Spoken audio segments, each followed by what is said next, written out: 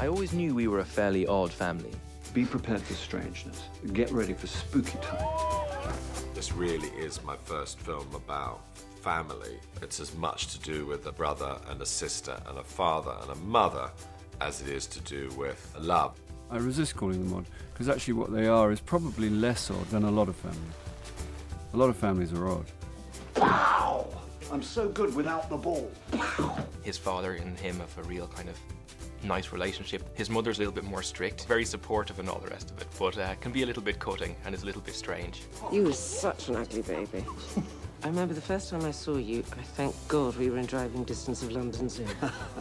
His sister, Kit Kat, who he's very, very close to, and they have kind of a mad relationship because she's a little bit mad herself. Happy New Year, everybody. She really does seem to live moment to moment. She embraces things like nature and family and fun. I always thought of her as being, you know, Kathy or Kate Bush from Wuthering Heights, never wearing any shoes. And then in order to contrast most with her, this beloved uncle in his tweed suit and tie.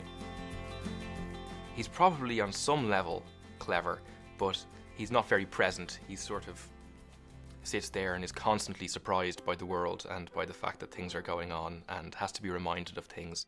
I've got an important announcement to make. We've decided, after a little bit of thought, to get married. That's wonderful news! Who are you getting married to? To Mary? Over there. Oh, thank God for that. Jolly embarrassing if it had been another girl, imagine that. You can definitely see how close they are. You know, that would translate into him wanting that for himself.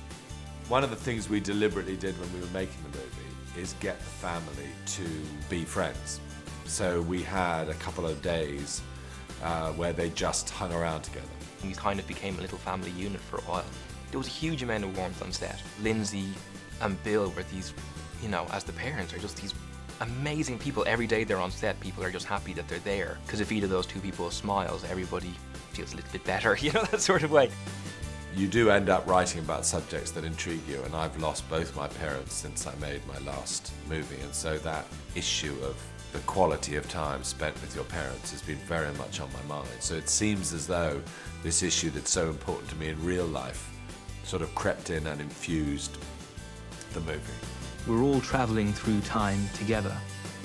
Every day of our lives, all we can do is do our best to relish this remarkable ride.